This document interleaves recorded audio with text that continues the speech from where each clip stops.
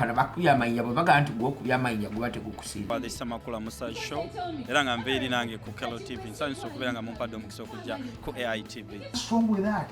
That's why those kids are there, to grow into the politics, with politics internally meaning it's the management of the society. Oliya kugamba akola 1000 naye ayagala 2,000. So bw'obanga olina sente ezikumalira mu bizibu byo weeyagala onyumirwa omulimu gwo, ladies and gentlemen, just keep doing what you're doing. Balamusiza nnyo Congress Kalero. Good evening our viewers. Today is a Saturday and we are live again with yet another episode of the Epic Front program, aired on AI TV Boston, broadcast from Boston.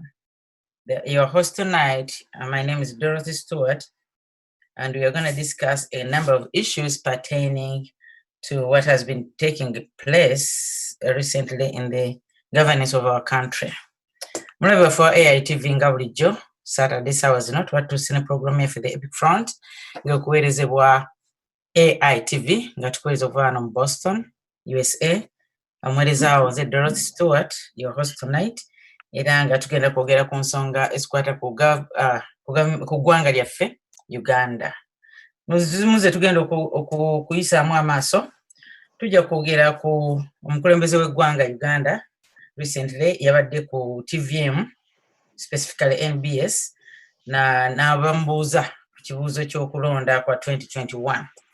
Comments ze yazeemu bwe Munnayuganda zikulaga ky'ensonga ezo tugenda zoogerako. Pozi bwe tunaavaawo tujja kwogera ku ssente za National Social Security Fund, ekibiina kino Bannayuganda mu basevingira retirement ng'olwaleero badimandinga baweebwe ku ssente zaabwe. Ebiddirirawo tujja kuba tubiraba. Era nga twalaba MPs abawagira gikwateko okujja ekkomo ku myaka gy'omukulembeze badde rewarded by ne million $40 eza Uganda. Ensonga ezo tujja kuba tuziraba. Mpozi n'abawagira Bobi Wine mwalabye concert gye yawadde ya Breaking the Record online. N'ensonga endala bwe budde bunaabutukiriza tujja kuba tuzoogerako. Gavumenti eteekateeka bwe tunaba tuuse okuggulawo measures in place to ensure the safety of the citizens of Uganda. Mpozi ensonga ezo omulabi waffe ojja kuba webale nnyo okutwegattako. On my panel tonight, kansooke okwaniriza member waffe abadde aludde okutulaba akakufiira akamyufu Daniel. Lamusa kubatuliza in 30 seconds. Weyanjule. Nsanyuse nnyo okubeera ku program olunaku olwaleero n'okujja si lwa kintu kirala kyonna wabula okwogera ku nsonga ezikwatagana n'eggwanga lyaffe ne future y'eggwanga lyaffe, kubanga ng'omugigi omuto gwempita Kyagulanyi generation tulina stake ennene nnyo mu ggwanga lino, so participation yaffe mu bintu nga bino nkulu nnyo nnyo, era ndi musanyufu lwa AI TV okunnyaniriza, nange ndi musanyufu okwegatta ku bapanelist abalala. Mwebale. Thank you so much. Amannya Daniel Sebuggwawo. Kangende ku omukulu Joy ulamusa kwatuliza in 30 seconds. Hello. Mumpulira bulungi? Yes, sir. Tukuwulira mukwa. Nyabo nsanyuse nnyo nate kuddamu okumpa omukisa guno okwogera eri Bannayuganda bannaffe abali e Kampala n'abaana abali mu diaspora. Okubaako betubagana nabyo byetukubaganya mu birowoozo okulaba nti tuyamba eggwanga lyaffe okutereera.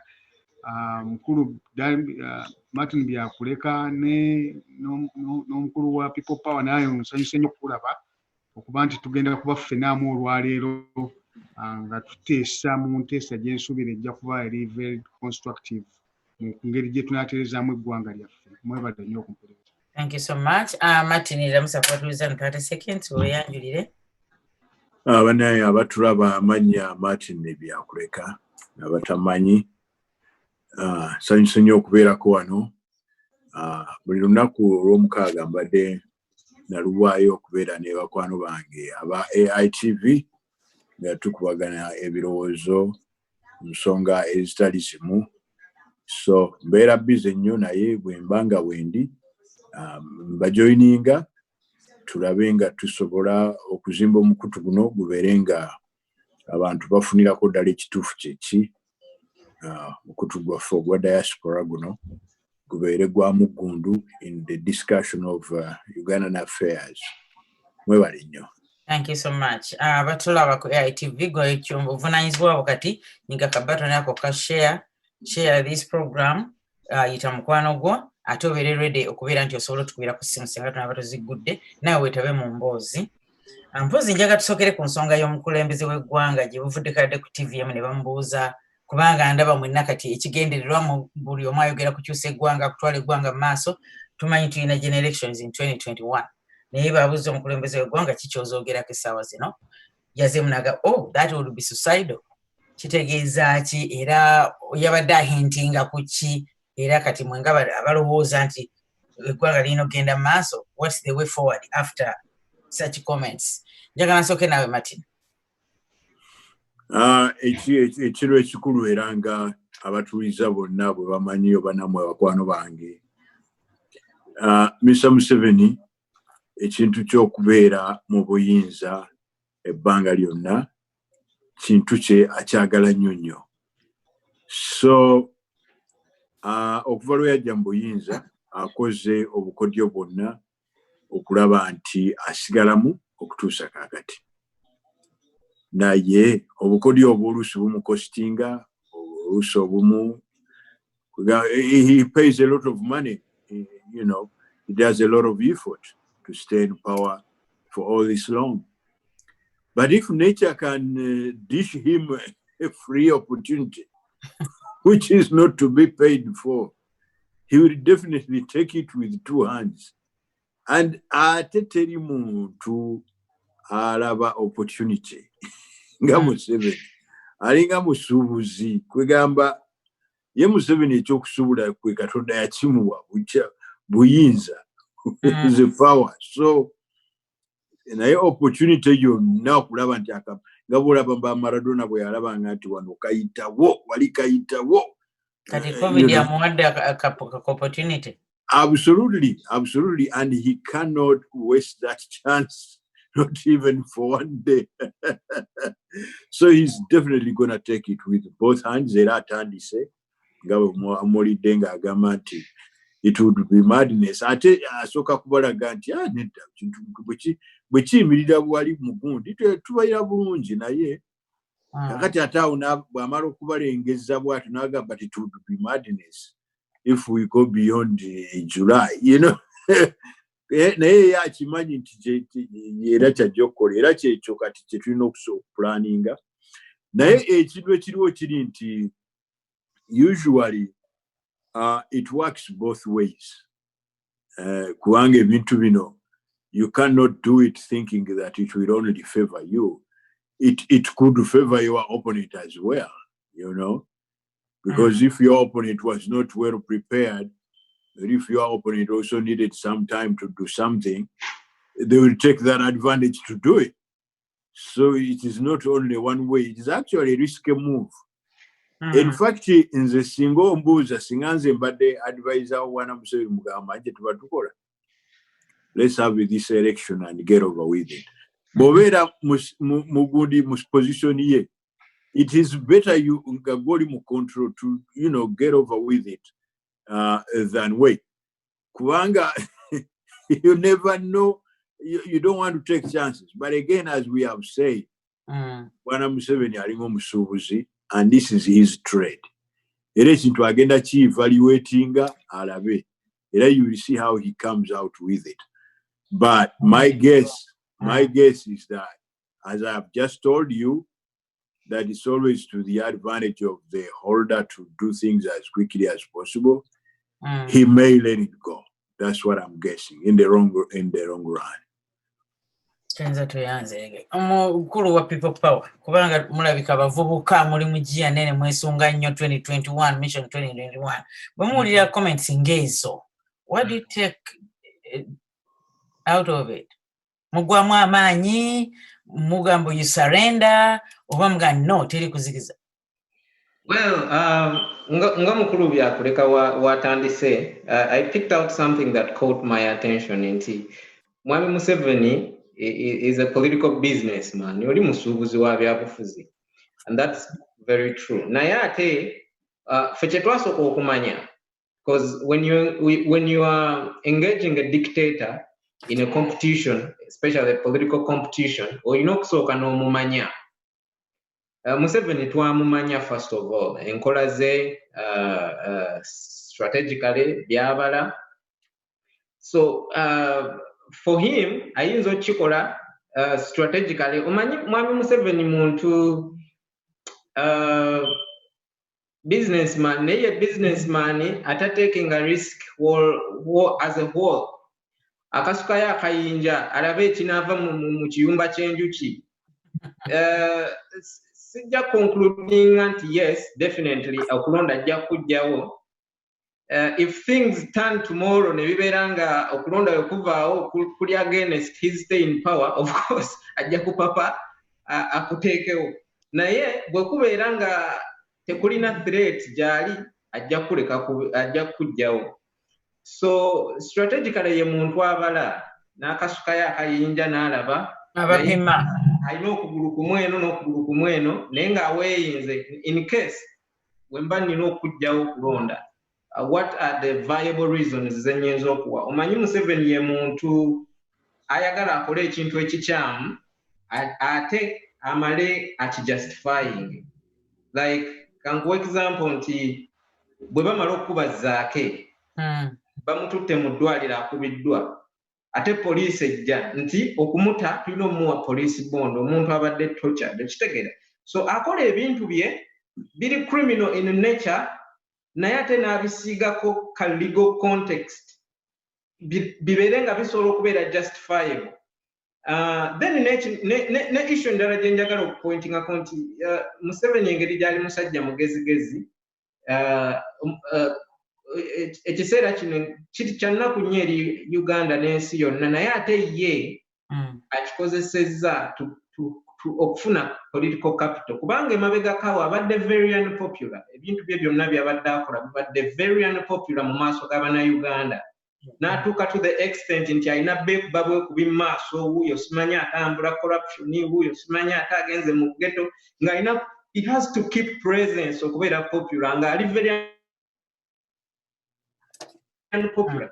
So bw'agenza okibala nti ate kino kya covid kizze n'agamba this is the time for me to rise.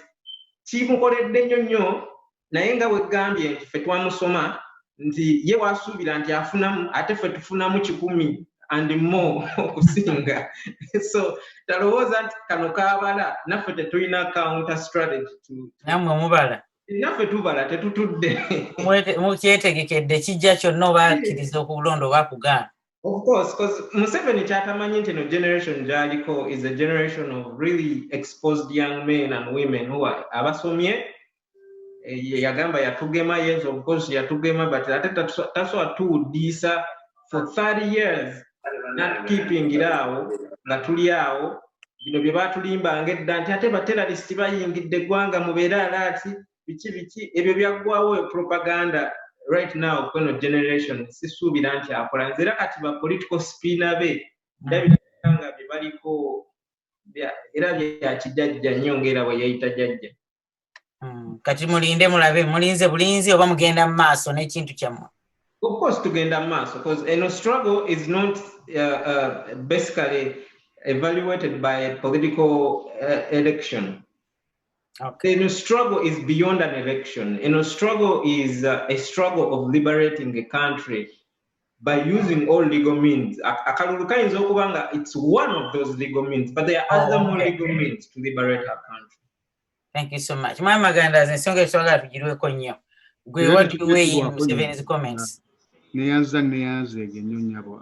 Kikwasa ennaku nti omukulembeze w'eggwanga yavudde n'ayogera ekintu ekikikanga ekyo nti tamanyi kinaabaawo mu kulonda kale tukikkirize nti takimanyi naye omuntu yenna alina obuvunaanyizibwa yandibadde ng'agamba nti tuteekwa okulaba nga tussa all possible tools in place okulaba nti democratic rights z'abantu baz exercising okulonda and to follow the constitution. This thing is constitutional. Constitution. N'okutandika okugamba nti simanyi. I mean, it shows how unresponsible he is and he has been and he will always be until I think not thinking until we push him out of the office.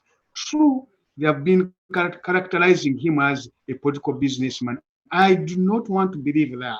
Well, businessman is not a businessman.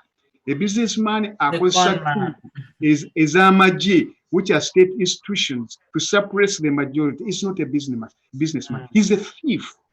Okay? Umuntu akosa intimidation to challenge and scare the opposition through exercising their right. He's abrogating a constitution all the time. At all respect to constitution. I don't want to really promote him and give him that title of a businessman. He's not. He's a murderer. He's a thief. He's anything apart from a responsible politician who actually respects the constitution, who does not steal government funds to further his personal political interest. That's not politics, and that's not business. Okay, so I'm happy that the young people have come up with solutions that to challenge that. That's a great strategy. Continue studying him, but don't give him that rank of a political businessman. No, he's the thief. Okay?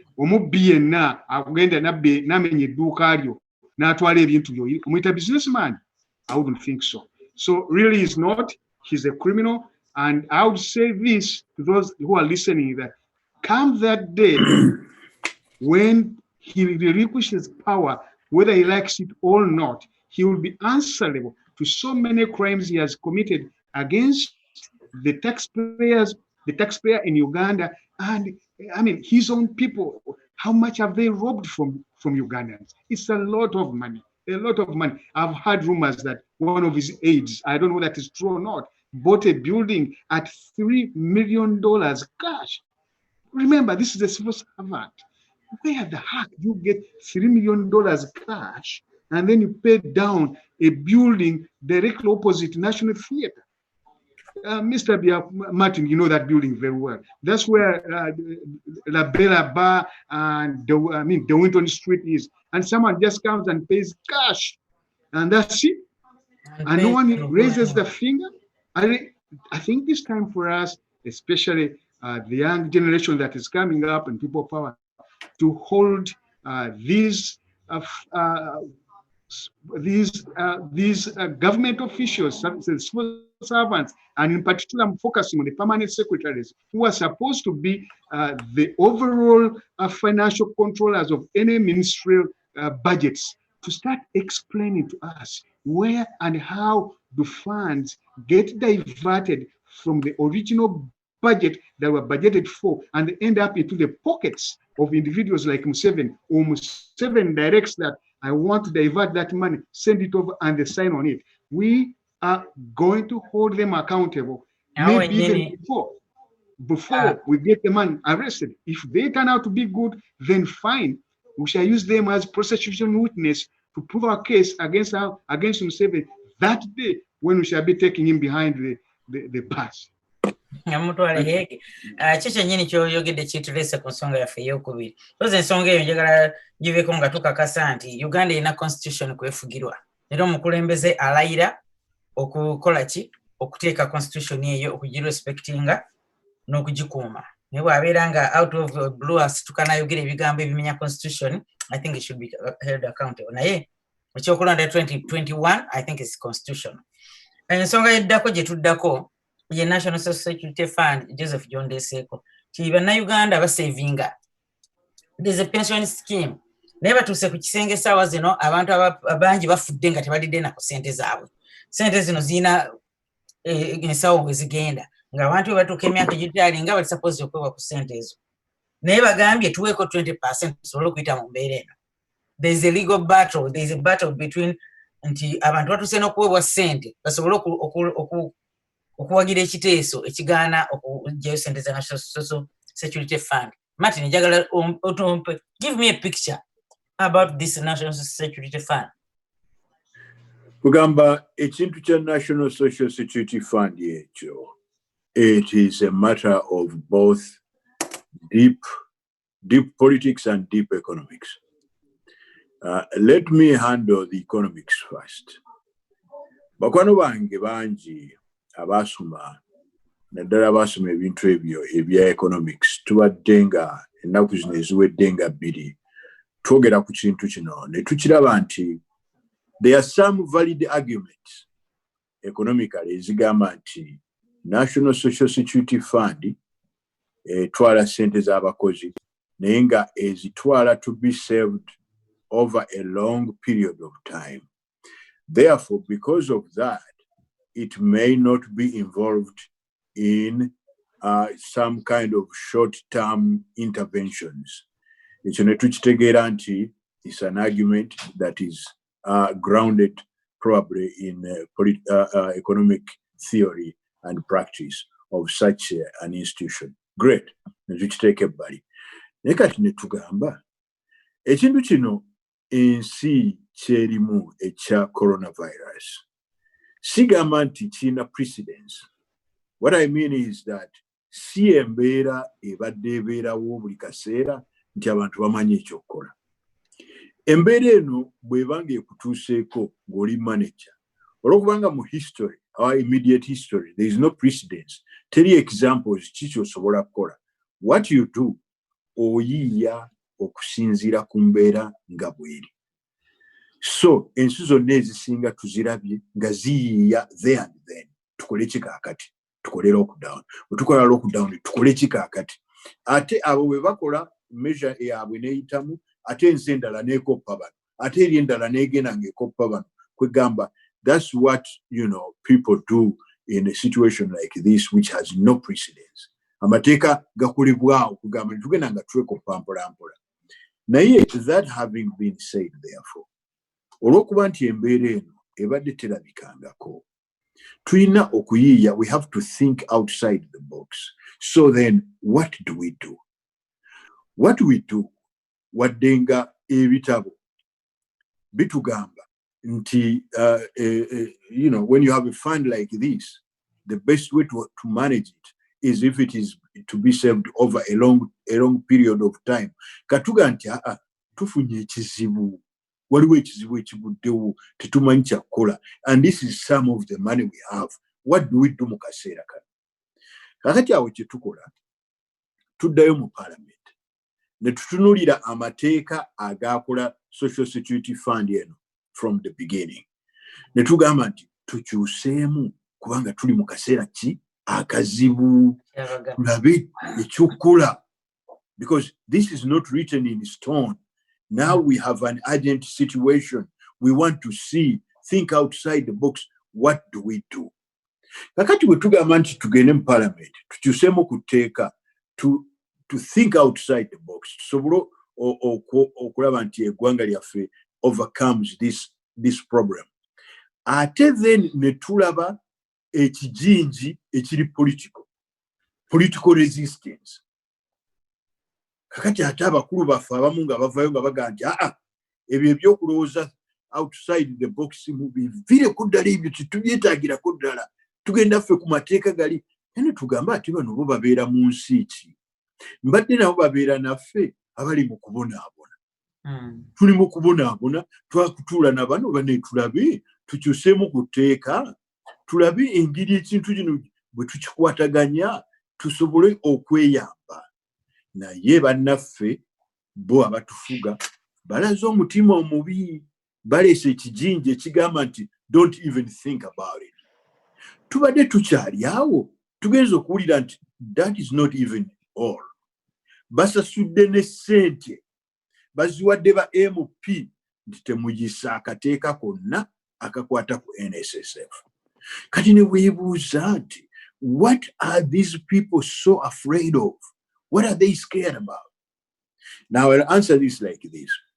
Some of us have known for a long time now nti ensimbi zino ezisavingibwa mu NSSF is not being used by this government.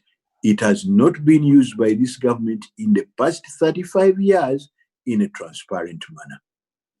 In fact, and this is open, almost everybody in the know knows it.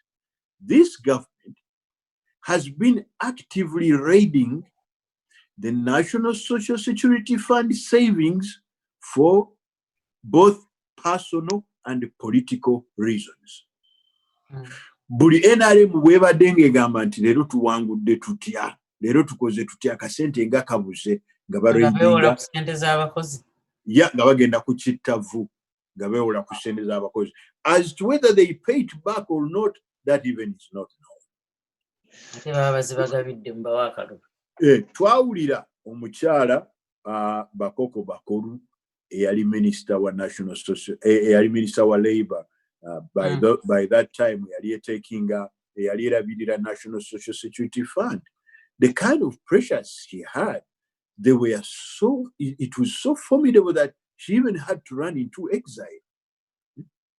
Salimu Sale Muganda president akugamba iyo olina sente nno olina sente nyingi ezo nno sente zolina ziyinza n'okuggyako gavumenti sente empitirivu obungi ezo akuyise mu makage mirundi ebiri wa discuss kikyayagala ayagala omuwe ku sente ate ngamba z'abakozi ziba zise naye ayagala omuwe ku sente akole ebibye oba ebya I don't know naye nga sente z'abakozi. So you see, that is the impunity with which they have been treating that fund. We had stories that the first family themselves, the first lady sends people and they say they need money. They need some money from the National Social Security Fund. Wow. A son comes and says, he sends someone say, I need some money from the National Social Security Fund. Just like that. Kakati auchobolaba nti with that kind of utility, engeri gye bakozesaamu sente zaffe with the impunity and outright abuse, kyovolaba nga tebaagala muntu yenna zikwatako, tebaagala muntu yenna kuyisa teeka livoola kiki kiri kye bakola ekibi. Kyovola nti bataddewo ekijinji, basazeewo bakwate ne mu sente zaffe eza COVID, basasule millioni 22 kubanga dollars ezo bazijeewa. There is now a lot of money floating in Uganda, and all that money is COVID-related money. Ezo ze batute zitalika accountability. So it's what they are using to pay the MPs so that they can stifle any debate about the NSSF. Nature nakunyo. Thank you so much.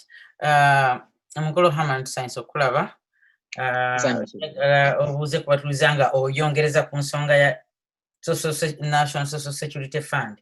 Do you think million yana ezaweereddwa bamemba ba MP ba NRM, do you think it is related to blocking this law gye bagazaako okulaba nti abantu basobole okuaccessinga sente zaabwe za NSSF, oba zizabadde kwejalabyanga zaabwe zirina obbaweebwa kubanga bawagira twegikwatako omukulu ne bamuwa life presidency?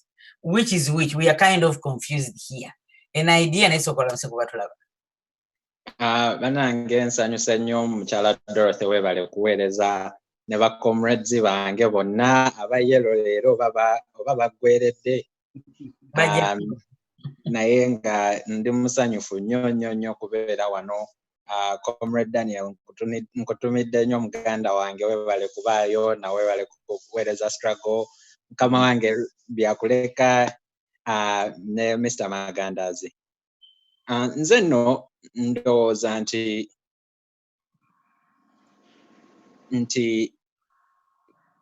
sente, of course waliwo abantu ababbanga sente za NSSF already.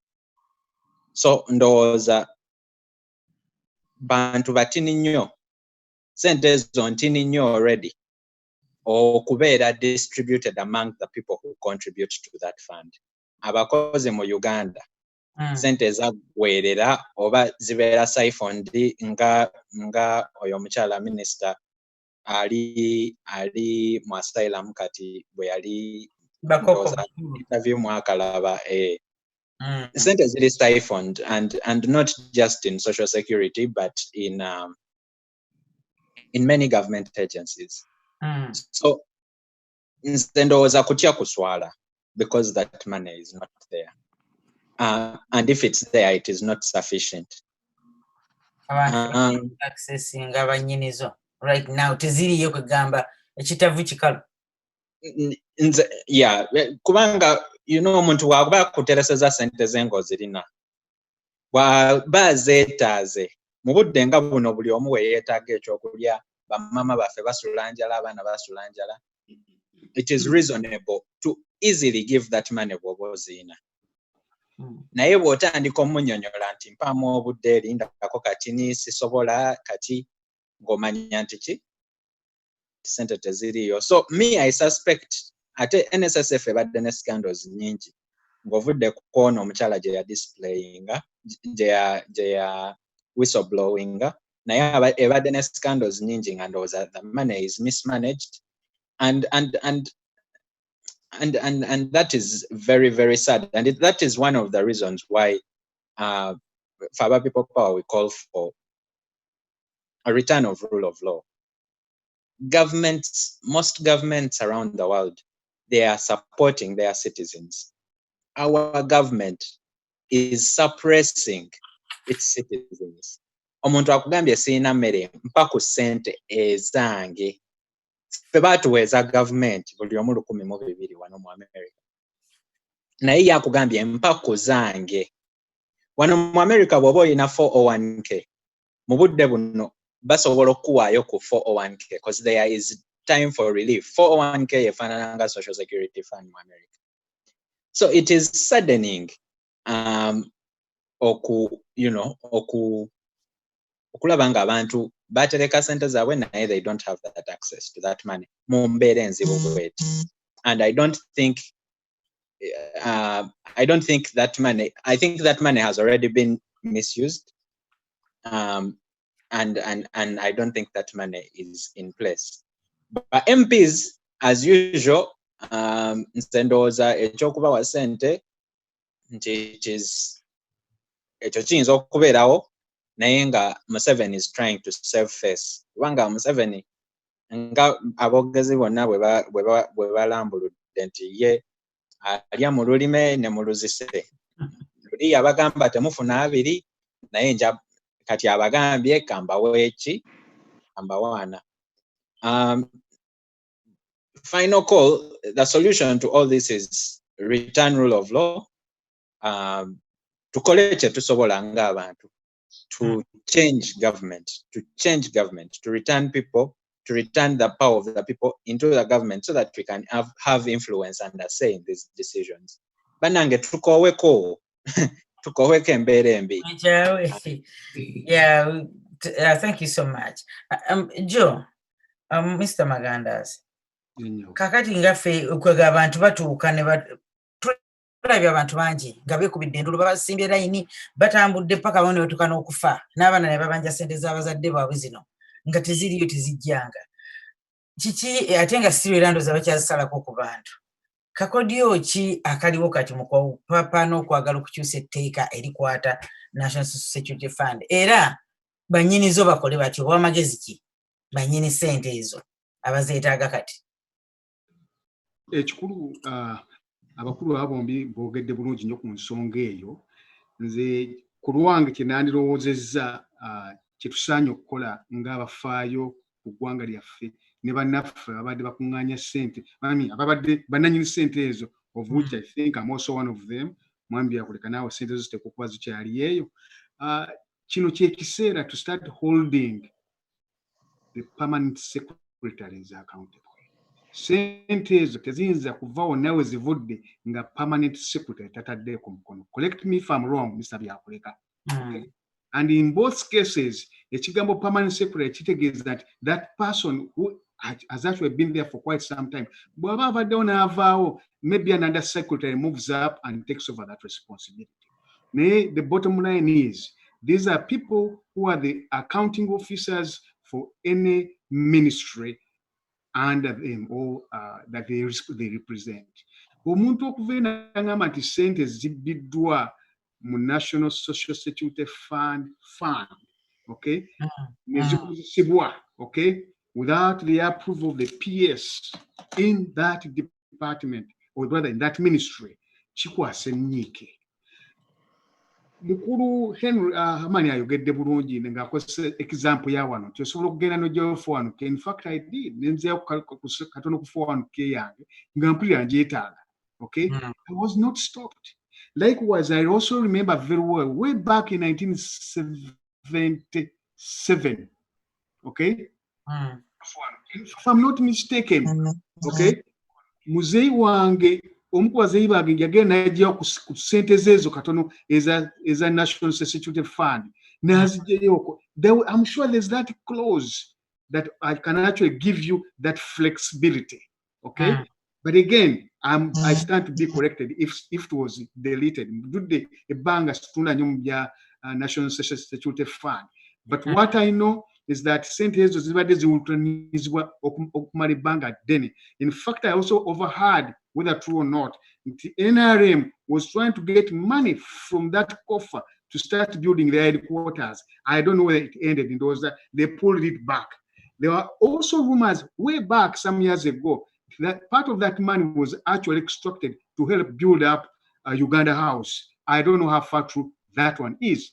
Naye abantu baffe okuba nti basobola okuvaayo beegugunge okulaba nti bafuna ssente zaabwe kijja kuba kizibu kubanga bajja kutiisibwa bakubibwa emiggo bakole buli kimu kyonna. Nze nandisabye bwenti nga nva waggulu nti abantu abo bonna abasobola abalina ssente zaabwe ze babanja ffe eddoboozi lyabwe ffe abali ebweru. Okay? Let us organize ourselves as we have been doing before. Okay?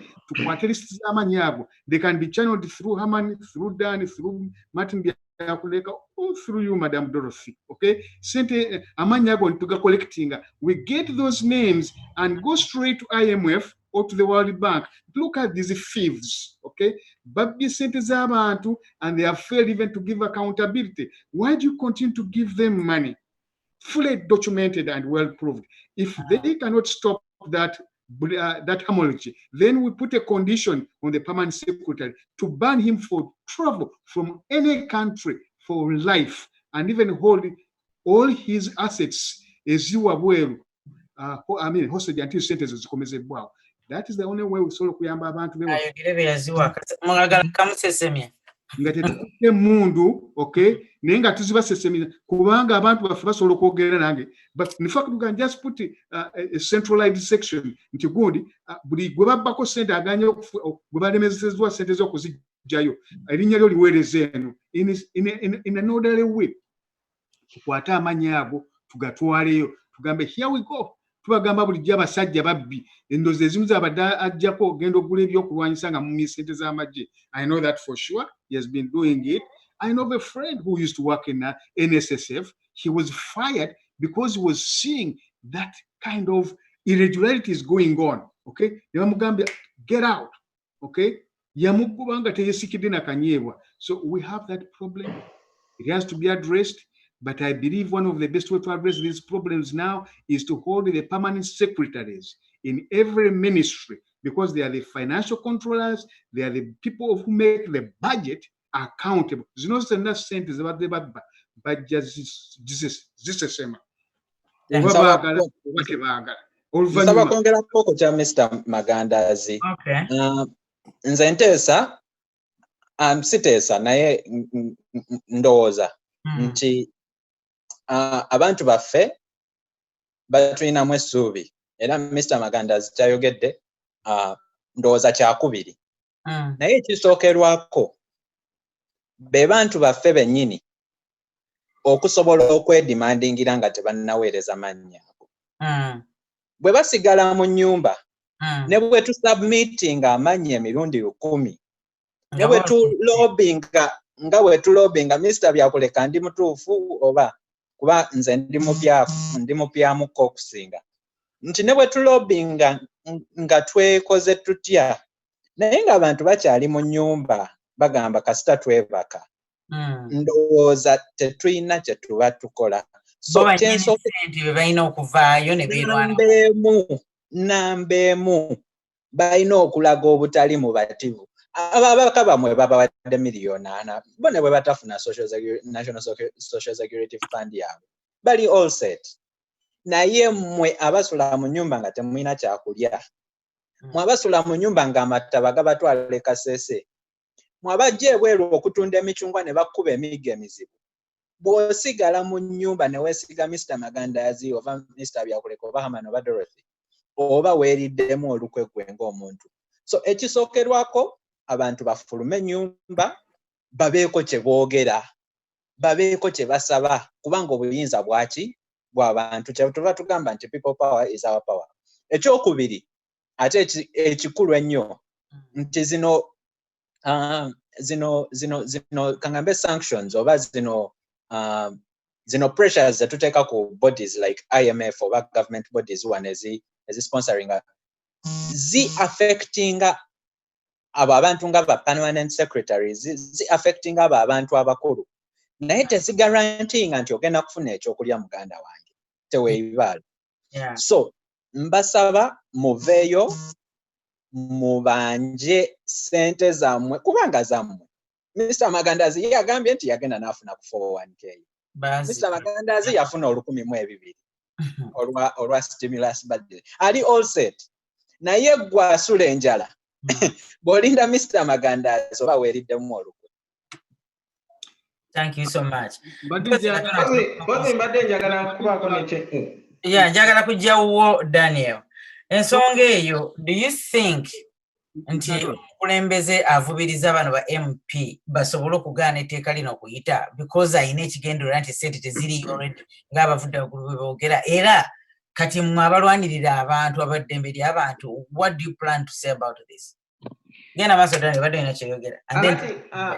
Abaganda bagamba awali omukka tewabula muliro. Definitely we baba bagaana etteeka lino okuyita waliwo ekiri irregular, waliwo irregularities nnyingi nnyo. Naye mbadde njagala breaking down system ya any social security fund engeri gy'ekolamu nti gavumenti ekwata ssente okuva mu bantu abakozi n'ezibaterekera so that we babanga batuuseeko obuzibu okusinga nti nga bakaddiye oba nga tebakyasobola kukola ssente zino zibeere nga zisobola okukola ki okuyamba abantu. But in the case of Uganda ne National Social Security Fund, ssente zino ezisinga zijjibwa ku bantu be tuyita abakozi abali mu private sector. Kubanga abakozi abali mu gavumenti balina government retirement scheme who are covered.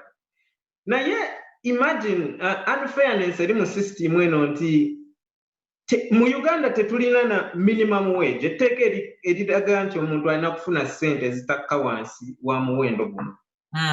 Ate omugjeeko kwaka akatono ennyo era kaafuna kuba kati akuwa omulimu yalina okusalawo kyayagala zayagala okuwa oba akuwadde oba akuwadde nnyingi. On top of that ne gavumenti nejjako naye gavumenti ennungi zikwata ssente ezo ne baba nga bakugjeeko katono ne bazinvestinga kuba baziterekera over a long period of time so that when they invest this money in the long run government efunamu ka profit yako. Naawe nannyini ssente n'ofunako ka profit yako. That's how government ezifa ku bantu bwe zikola. Naye kati in Uganda political state ya Mwami Museveni okufuga eggwanga efuuse expense nene nnyo eri bannayuganda in that okusigalawo okubeera nti ye president wa Uganda gwe munnayuganda owa bulijjo gw'okusasulira ssente gy'ogenda n'ogula sukaali kiro simanyi kati oba eri ku ssente mmeka omusolo ogwo gw'osasula kuliko ezirina okusasulwa Mwami Museveni asigale ng'akufuga oba okitegeera. On top of that omusasula n'omusolo 2 billion buli lunaku mu last budget 2 billion buli lunaku 2 billion shillings every day. Yes, omusasulira okusigala ng'akufuga omusasula n'omusaala ne banne bonna kasaaka kukakola nabo basasula omusaala ate obasasulira okubeera nti bakola ki basigalawo bakufuge. Eyo unfairness ffe gye twogerako wano mu TV shows nga zino temupayinga attention wabula mupayinga attention nti Simaye Mayiga yalwanye ne Gashumba. Ebyo bibanyumira naye bino ebintu ebibanyigiriza tebibanyumira ate nga ffe tubaga imagine paying 50 million to over 238 members of parliament aba NRM over 1 billion izo sente zizimba eddwaliro amalwaliro agawe ukitegeera ezo sente zizimba eddwaliro naye bino temwagala biwulira mumanyi nti mulowooza ffe abali eno mu diaspora ffe tulina obalwanira naye mmwe temwagala kwerwanira babanyigira mu ttooke musirise bwe kye oba kitegeera so banyini sente zino bakadde bakuzeemu abamu baafa abaana be baliwo kakati abakadde abo banairwanako batya no mami child health tebakulimba Uganda over 85% population yaffe is below the age of 30 abo baana bato ne basiba ku social media balaba gundi yalwanye ne gundi sima gundi bali bamusasula emitwalo ebiri ebyo bye babeeramu n'ebintu ebirina stake ku future y'ensi mwe bali tebabifaako kati TV shows nga zino ezoogera ku mazima kuba TV shows ziri e Uganda tebajja kubuulira bintu bino ziri bajja baggalawo nabo bennyini batya abamu already bali mu confines za state bakolera state so bino ebintu bannayuganda balina okutuuka ekiseera bakoowe bwe mutaakoowe mugenda nyigirizibwa imagine unfairness eri mu system eno omuntu talina minimum wage talina sente kuba neteeka parliament yalikola neritwalibwa president last year I think in August president yagaana olisayininga then n'ensonga endala enkulu gye njagala nkoneko maliza ku nsonga eyo systems ngeza IMF World Bank ezo systems ate zo ziba happy nga mwe babawa ssente muyambe abantu bammwe ate ne muzibba cause bo teri nsi kino abannayuganda bakimanye kuba abannayuganda balowooza Museveni takolagana n'abazungu kati akolagana n'abachina tebakulimba Museveni is neither west or east wonna agwayo kuba kati bano abantu teri nsi kebere America kebere China ejja kuyamba nga tesooseza yo kyefunamu oba muntegeera bajja okuyamba nga nabo balina kye baagala ofuna basoosa interests zaabwe kati bwe bakuwa ssente ne muzibba n'obeera nga tosobola kuzimba economy eyamba abantu bo n'obeera nga tosobola kuzimba health system eyamba abantu bo n'obeera nga infrastructure gy'ozimba ssente muzibba ne muzimba infrastructure ng'egenda kusustaininga emyaka 5 ebyo byo bye baagala because the more you're vulnerable the more they are going to use you, the more they are going to be benefiting into your weakness.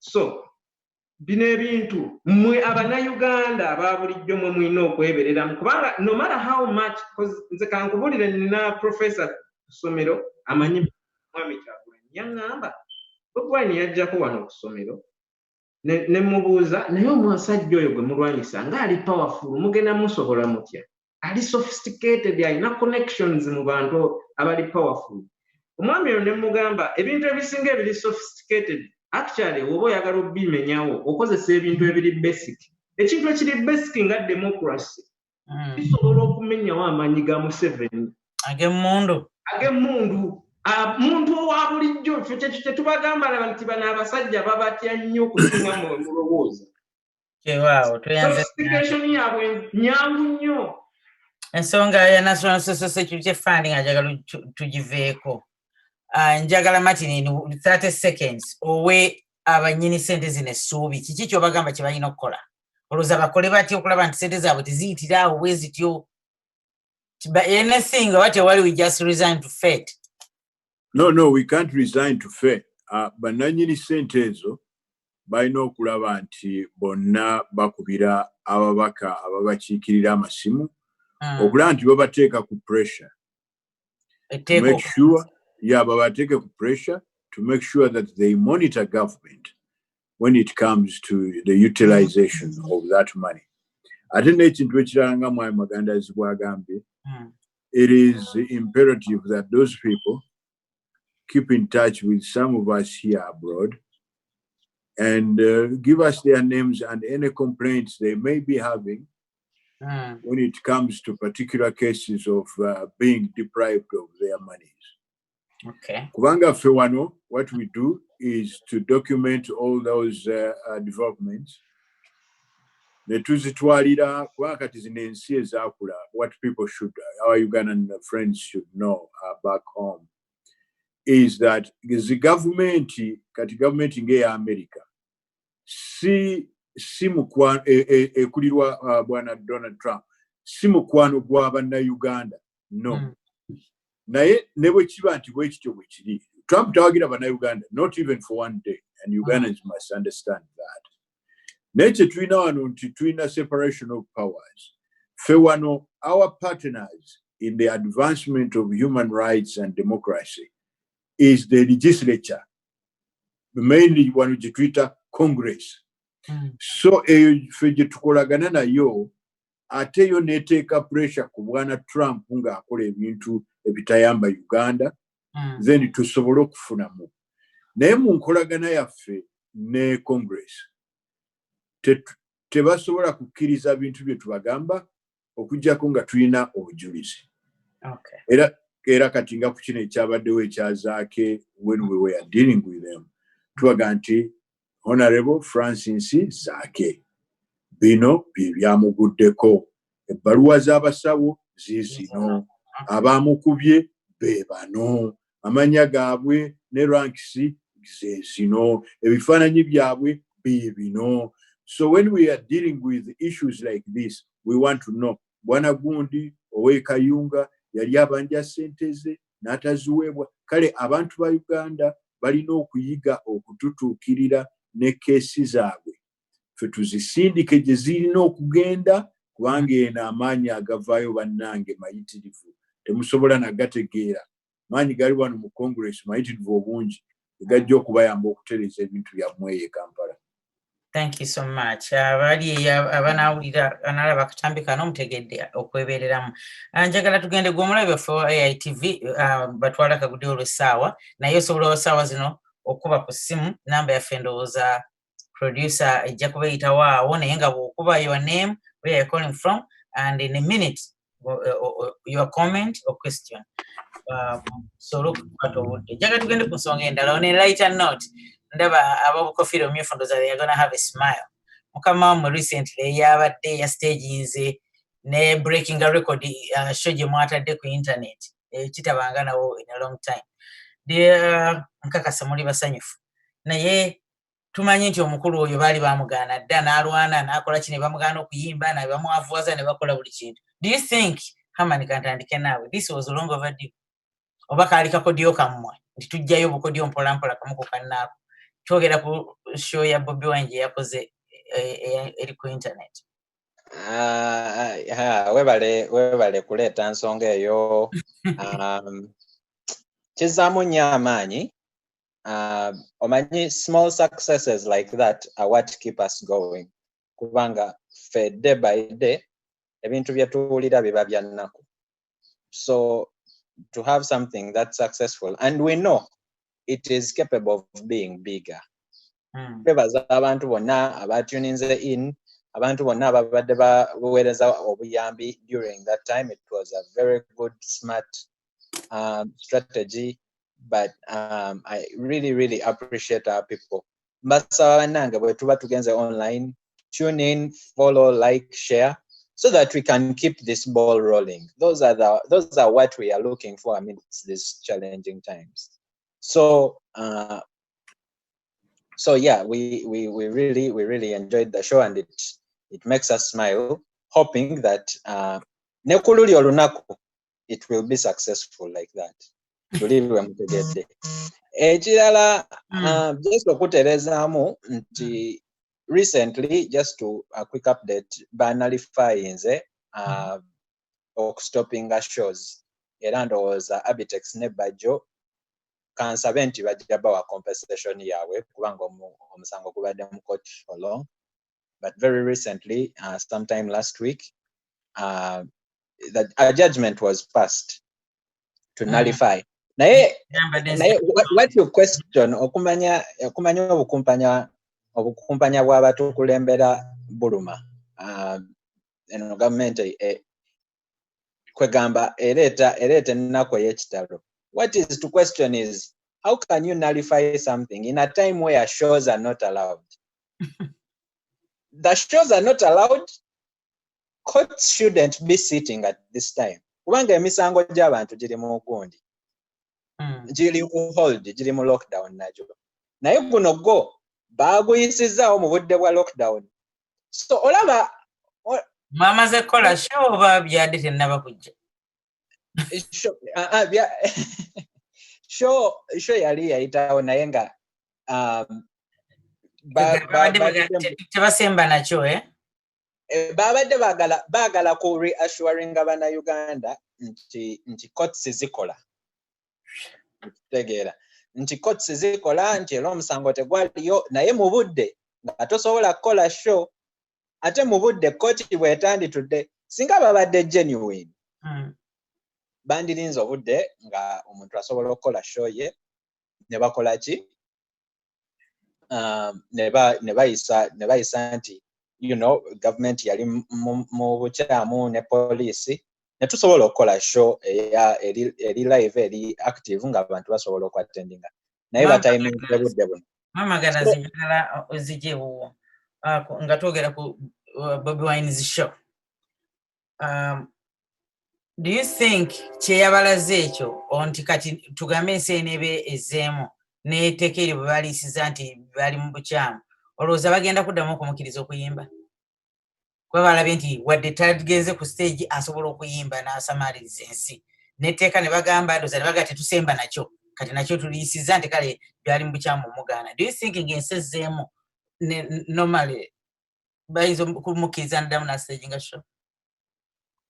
Kyenandisuubidde nga nkwataganya n'omukulu Dani kyayogeddeko webbaaka nti Museveni alina obukodyo bungi nnyo agezaako okwagala okulya mu lulime ne mu luzise. Ndowooza we yalabye kino nga omukulu Kyagulanyi ayimbye ensi yonna n'esanyirala and of course whoever was there listening enjoyed kyamutiisizza nnyo. So he's trying to find a free ride agambe nti okay bibyo nayo twakola bwetteeka mu lukyuse twali mu bukyamu so that he appears good and he rips something out of it.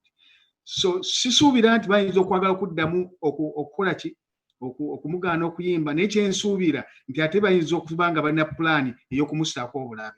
Kiva ku ki? Bajja kugamba nti crowd ye yayisukkiridde obunene nnyo abatamiivu ne bamukolako ekibi. So that itself is something that we have to look out for. He has done it before, okay, and he can do it again.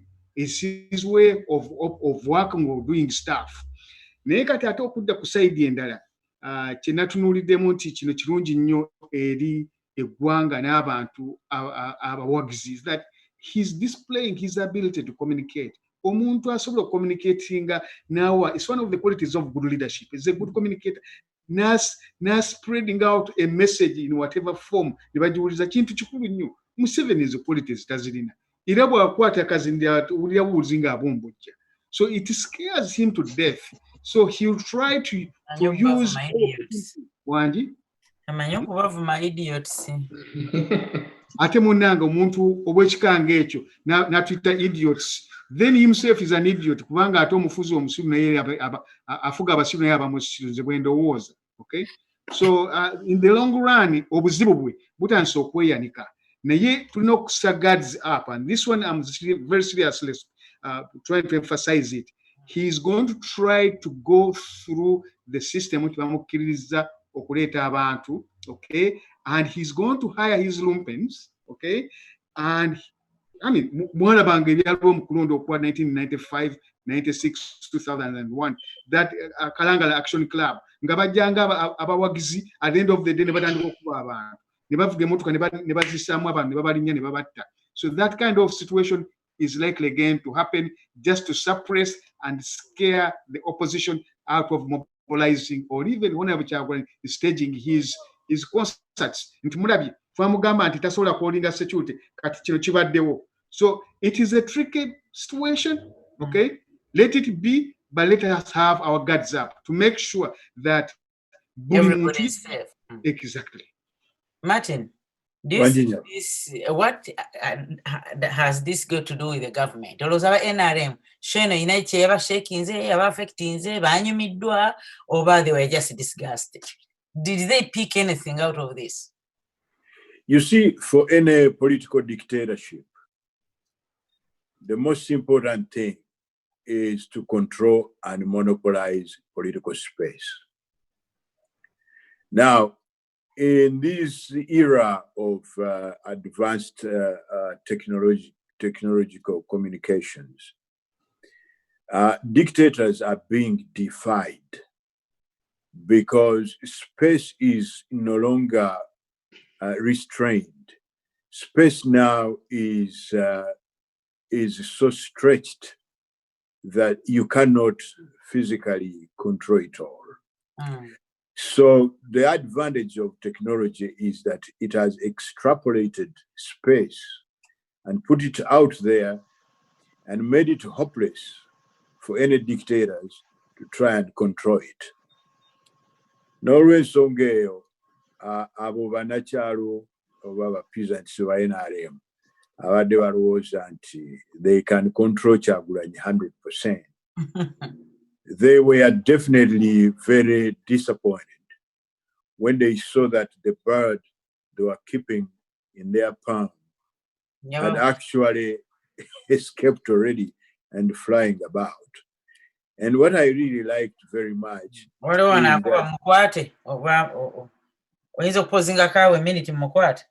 okay. Hello. Sebe mudakika emu bwako kyoyogera oli live compare. Wewe bali kuuliriza.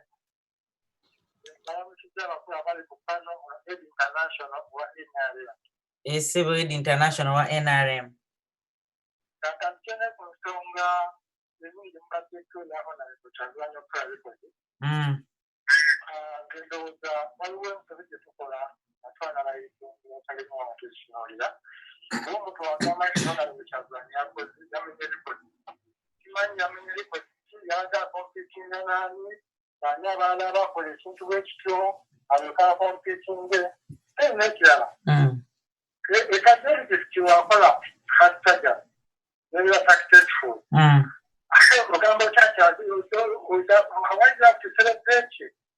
Because that is yes, I go for that. That's what you have to do. Under the circumstances. Political talk show, nothing about the Mikado, next to go, the Ramala, the Songa, the forward on the country in the next 5 years or 10 years, 20, 25 years. Yeah,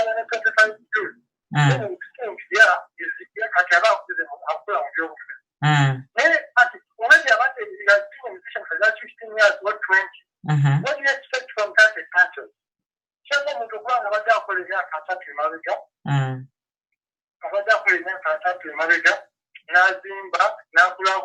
Then you start comparing to this one that comes from the university. So I don't think that it's not comparable. He was okay.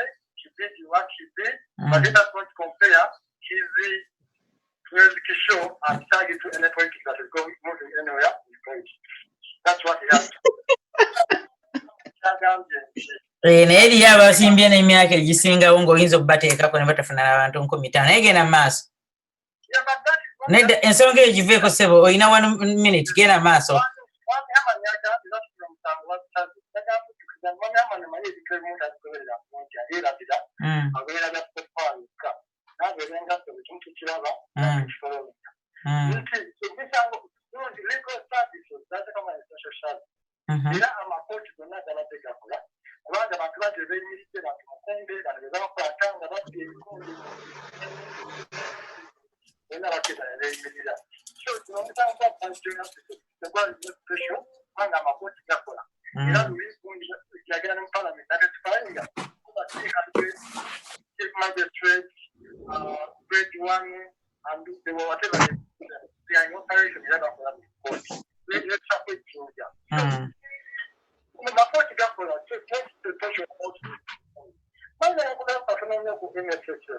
In 30 seconds, Mkwana.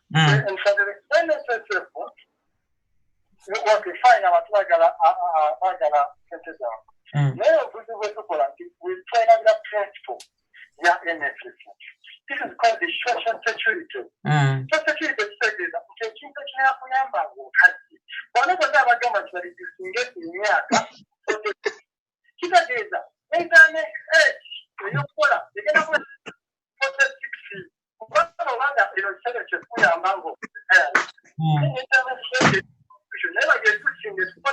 Kati kankubuuze mwami Aid International baretirees abaretiringa okuva emyaka kubanga buli mwaka abantu baretiringa kuba buli mwaka omuntu akula bo babadde bazifuna okuva ekigundi ekyo bwe kyabeerawo nti ab'emeka bazifuna.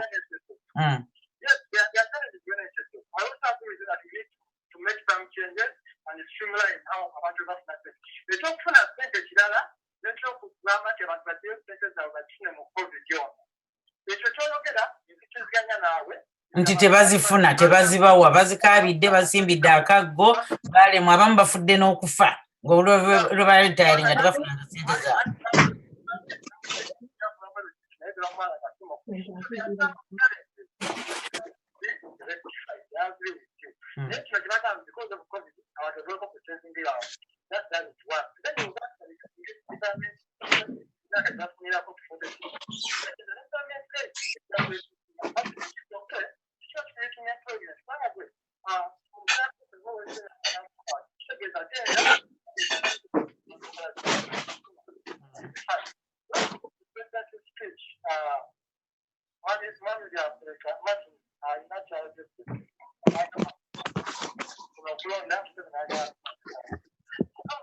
Eddakiika mukwano lumaalumako.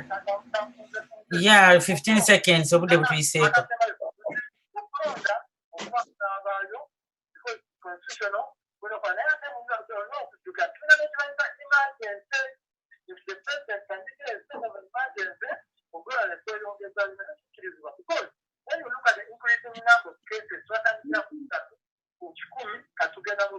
Naye temufiisaako muntu n'omu ne wana bafiisize millions era okulonda kugenda mu maaso. Mu November tujja kulonda.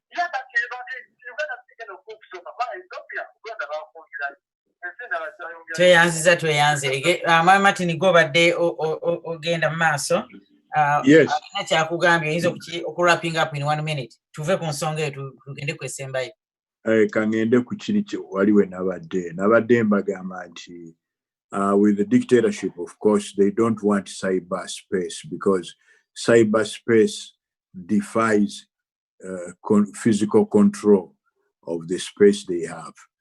Naye bajja kugezaako obukodyo bungi, and I suspect that after they were defeated, ne balaba nti akanyonyi kano toso akateeka mu pamuzoka holding. Then what they did was to go to court and say, why? Guy mumuleke agende. Kubanga newe tunakola ki yatusinze dda munamugana okuyimba wano atajja agenda ku ntimbe ennene where everybody is watching him throughout the world. Actually, it is better for Kyagulanyi okuyimbira egindi physically mu Uganda ne bamwataakinga ne bamulemesa ne bamukola ki other than okusigala ku internet. Kubanga bw'anaasigala ku internet ne mugiswitchinga off, mujja kubeera in the global news nti Ugandan regime switches off Kyagulanyi while singing. Ate mujja kuswala nnyo. So the best thing is ogenda mu kooti mugambe nti asinze omusango, mumuleke ayimbe busaabala, bw'aba agenze mumutawanye mu ngeri emu oba endala. That is better than ate okumuleka. It is, in a way, it's like a catch-22. There is nothing much you can do, but it is what it is. But with technology now, technology gives a fresh boost to efforts of democratization in the world, especially in countries where dictatorships abound. Thank you so much. Nsaba correspondinga ku mukulu Ed International kuba 30 seconds bintu ayogedde ku nsonga nyanzikiriza nkubeemwemu osanga anategeera bwe tu celebratinga music. Omanyi abantu ba NRM abamu bw'oyogera ekintu kibayita ku matu bo bayonooneka Museveni. Bwe tu celebratinga music, success ya music, we don't celebrate simanya bad girl you are nice bichi. To celebrating a message eri mu music. It is important. Kati Eddie ye bw'aba awulira buwulizi show, njagala owulire ennyimba nga coronavirus, corona alert, owulire ennyimba nga byekwaso, owulire ennyimba nga freedom, owulire ennyimba nga Uganda. It is an entertaining way of remembering our sorrow. Kuba ne bwe muba mu lutalo, muyimba to morale boost. So ye bw'abanga awulira music n'agamba eyo shobusho oyagala gye atulenga Museveni 2 hours anyonyola kwetyamula, anyonyola simanya kunyiza munda, sneezing in, sneezing out for 2 hours. ali ku lecture bwetyo. So this is a youth, I know Eddie is a youth, this is a youthful movement. Musabaji embracing. Musaba aleme kubera just music while also conveying the message. Enjoy the music while listening to the message. Oli de muganda wange. So echo njagala achirowozeeko. Echo kubiri kyenjagala lowozeeko. Agambye nti NSSF is money put in place to help when you are old. Mr. Byakuleka akyogera bulungi. Si bwe kiri nkusaba ogendeko mu 401k. It is for rainy days. Mr. Byakuleka wakyogera, I want to quote him. Yachi rainy days. Tekitegeeza nti if there is a need for you to access that money, it is not a loan. It is your money. Wano if you bwe baba bagenda okukola foreclosure ku nyumba yo nga nyumba bagitwala kubanga mayumba wano tugakulira ku mortgage. Nga nyumba bagitwala mortgage simanya oba wafuna accident ku mulimu oba mu motoka tosobola kusasula mortgage kubanga obadde tukola. You run to your 401k. Nojayo relief esobola okusasula ennyumba, you retain your house. Bino ba manelenda bye bakwata ba mama baffe mu bibiina ne babasiba. That is the time when their money should run to their assistance. Nsaba Eddie International achirowoozeko achinonyerezeko naye n'abatulaba bakimanya aleme ku misleading ng'abantu nti ssente zirina kubeera ng'okuze kati bwe sikula naye nga nfa nina abakoze gye bali simanyi bameka bazifunye ekyo tunaaba mujja kola survey nga bugambye amanya tujja kuba tugafuna tulabe bameka bazifunye n'abatazifunye. Daniel njagala tusembe nawe ku nsonga ekyo kankiveeko njogere ekisembayo ku kya courts. Eddie yagambye nti courts zikola. Si bwagambye nti courts zibadde zikola biki? Naye courts tezikola si nti kubanga bayiziyimiriza. Courts tezikola kubanga abantu tebasobola za accessing. Omuntu tasobola genda mu court following up ku musango. Ng'ogamba courts zikola nti everything is okay. Batubalemu ku magezi. Eddie International nkusaba bambi ojje mpola mpola wobanga oyogera oleme kutwala bintu ku surface. Olabika buli kimu gw'okirabanga nga Museveni bw'akyogera mu address gwe bw'okiraba bw'agamba temuwaayo miliyoni 2 n'abayita mu kasonda n'abawaana gogamba olaba ziri ssente yaziganye. Bambi weefuge omanyi sagala kole International muveeko. Daniel olowooza mukama wo njagala ebintu bibiri bw'ogenda okuddamu. Do you see more of such concert too? Do you think abamuvuganya besagala ko tugambe nga abayimbi abalaba NRM are they going to emulate nabo bagambe nti kino ono yakikoze naffe katujje? Well, first of all, I want to congratulate him. It was groundbreaking. Yes, also chikola n'akituusa ku level of success. Waliwo abazze bakikola naye nga tetubamanyi tetukiwuliranga nako. Of course they will copy bannayuganda naawe bamanyi akaliwo akatrending nga kebabuukira.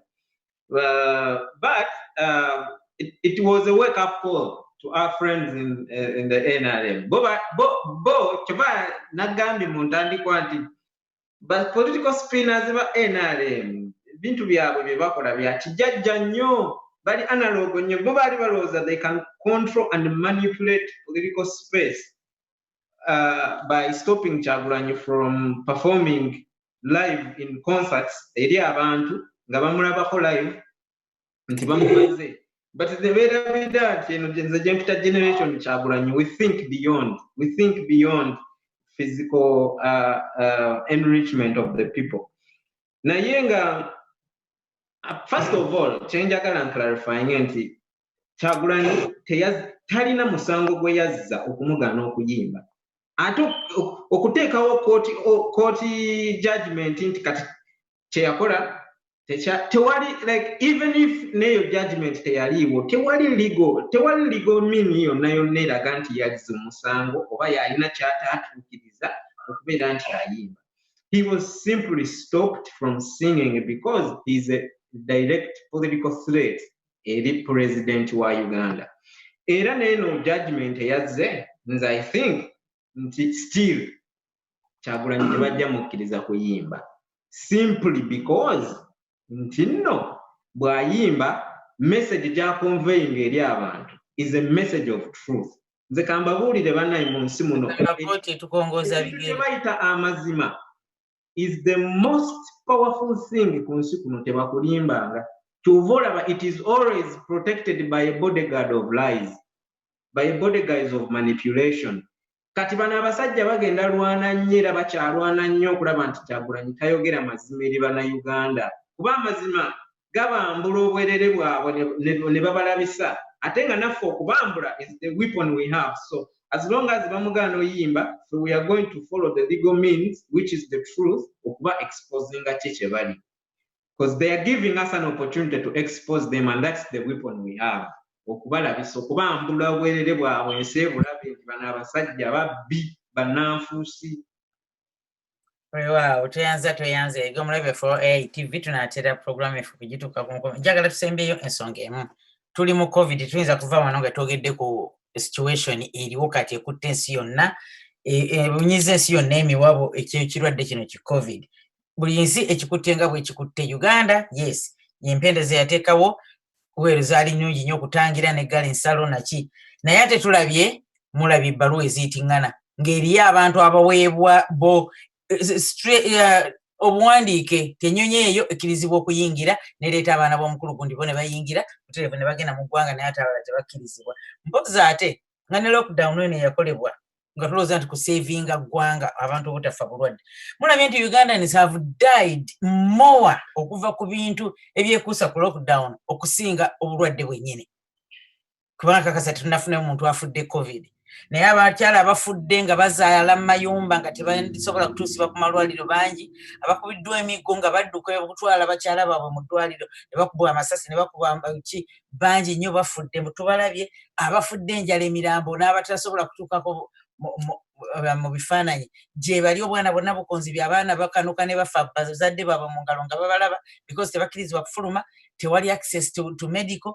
Emmere abantu bawaddeyo emmere nnyingi nnyo nnyo nnyo naye emmere egaanye okutuuka mu bantu, abantu bafa enjala bwe bavaayo. Kakati what's the take? Mulowooza tukole tutya ate nga tukyagenda mu maaso kuba lockdown tusuubira nti era ekyagendera ddala mu maaso. Kati bannayuganda bakole ki? Tewaliwo ye afudde COVID n'omu, naye abafudde brutality y'abasirikale, enjala, endwadde ezandibadde zisobola okuwonyezebwa, abakyala bafiiridde mu kuzaala nga bezaalisa abaana n'abaana ne bafa. Kati bannayuganda awo we tuli. Njagala nga tugenda okumaliza buli omu ng'endamu eddakiika 2. Mwami Magandas kansooke naawe, lwaki kiri bwe kiti? Era where did our government go wrong on this COVID thing? Eddakiika z'ompadde maama zirabika ziyinza okuba entono naye si kigambo. Kigambo kya COVID nga mwambi akuleka abasose n'akyogerako, no one was expecting it to happen and happen. Naye njagala ate nkyukemu katono ku nsonga eyo. Gye vudde bwenkana gavumenti badde tumanyi nti erina ekitongole kya Ministry of Health. Era ekitongole kya Ministry of Health ekyo nga kirimu ebitongole ebirala, ekimu ku kyo kya National Disease Something, okunoonyeza ku ndwadde ezitali za bulijjo, okulaba nti protecting eggwanga lyaffe. Ekitongole ekyo mu kusinziira ku byenzize mbulirizaako kirabika kyekimu ku bitongole ebifunira ddala obusente obusirikiti obusingayo. Bw'okomparinga obusente obwo ekitongole kyebufuna n'okomparingako ne ssente Ministry ya Defense zeefuna, oyinza ogwawo ekigwo n'ozirika ne bakutwala ne mu ddwaliro n'ogaana okuwona. Kati bwenve wajjenzira. Museveni for the last 35 years has mismanaged the Ministry of Health. Okay? Bino byazze alukompoka nabyo mbu yakola ABC mbu neetandika okukola ki okuyamba okuwonya AIDS bya bulimba. That program ABC started all the way in 1980 mu United States one, and it was part of the conditions ekyamuweesa ssente okuyamba ku controlling AIDS 1986, but a few days ago he was floating it as one of his achievements. Now coming to COVID, abantu bafe okufa, it is the government's responsibility. Okubanti, they are so reckless and they don't have a plan in place okuleka the transmitting the vectors of that disease okuva mu nsi ne bayitamu nga baagadde nga ebagala nga tebabataddeeko escort okulaba nti babagaadinga to stay in place ekyabuga saga kukosa kigambo kikambo naye ndowooza kyabuwugufu kyabutategeera. I mean, this is a deadly disease. They have the police there. It has given, I think, $3 point something trillion shillings to cater for COVID, and they let these people travel free in the country to continue infecting more Ugandans is a sign of gross irresponsibility. Okay, so going back into tugamba nti abantu badde bafa obulwadde n'ebintu ebirala bingi nnyo, it is true, but again this disease from what we are seeing is a little bit unusual kubanga kintu kipya nnyo gye tuli mu nsi yonna. Bantu badde bafaayo nnyo okulaba nti bakiprotectinga obutasaasaana mu bantu. Abantu baffe okuba nti babadde bafa endwadde endala era badde bulyake bwa gavumenti okuba nti ekitongole kya health kati onyinza okuwa example bagiwa 2.6 trillion in budget ewedde ey'omwaka guli. Ministry of Defense ne bagiwa 3.6. Kati weebuuza nti defense kiki egenda okukola ennyo okuyamba ku bulamu bw'omuntu okujjawo ogenda okutangula entalo ezitatukwatako n'ogenda okugula okutandika okuweldinga ebyuma bw'akoze emmamba.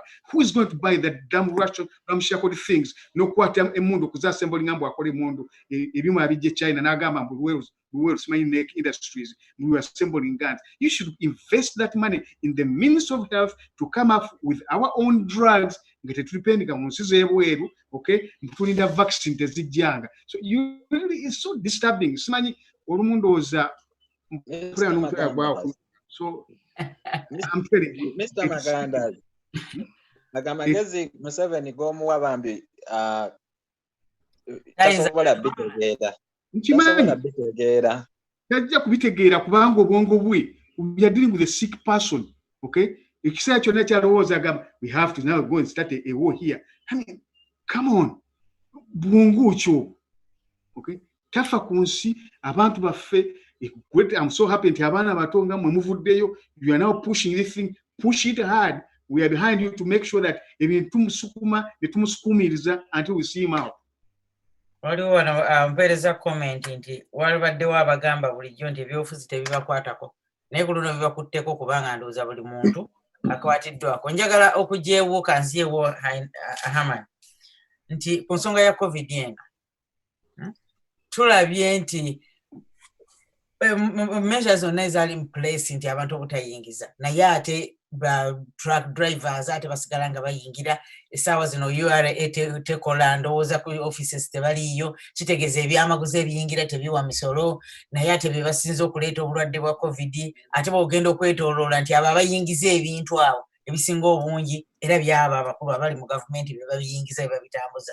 Kakati COVID ono yajja gavumenti eno abali mu buyinza bo kuwefuniramu kyekigenda mu maaso kuba kati ebyo bitruck ebireeta ebintu tebiwa misolo kubanga URA kakasa tiriiyo tekola.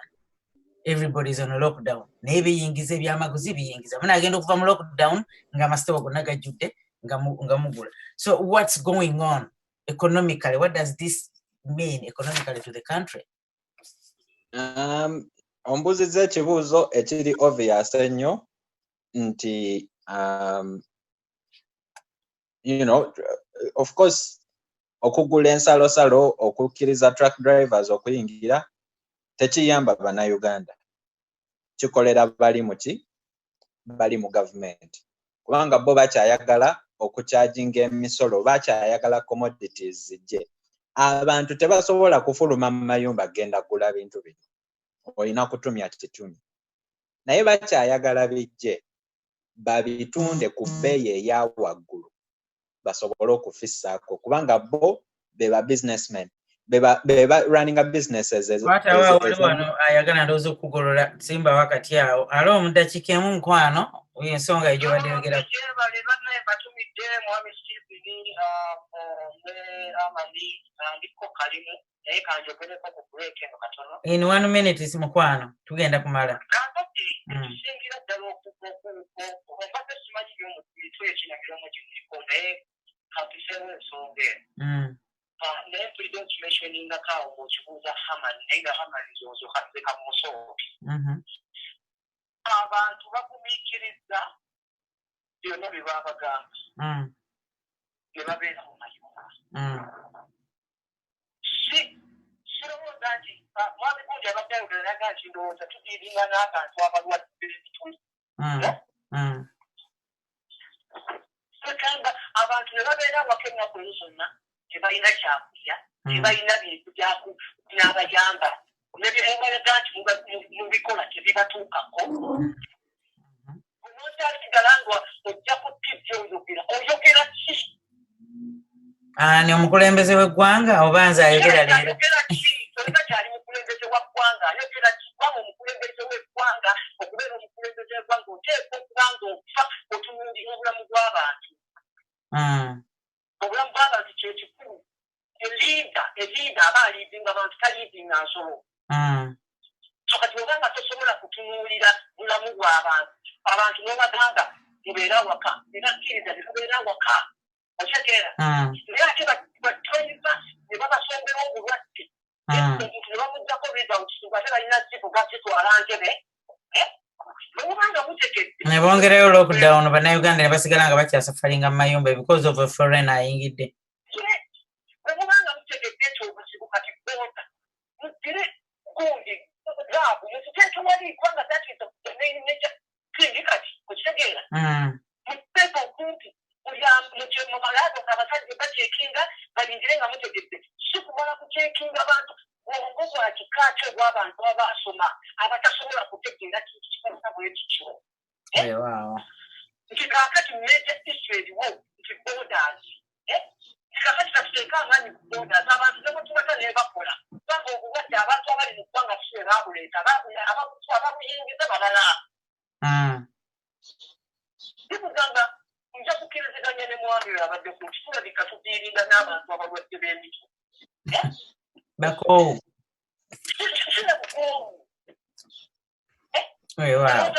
notakonga nojja ku TV binaseera okwogera naye nga byoyogera tebirina makulu abantu ne bakuuma kati jo pulezidenti agenda gamba noyogera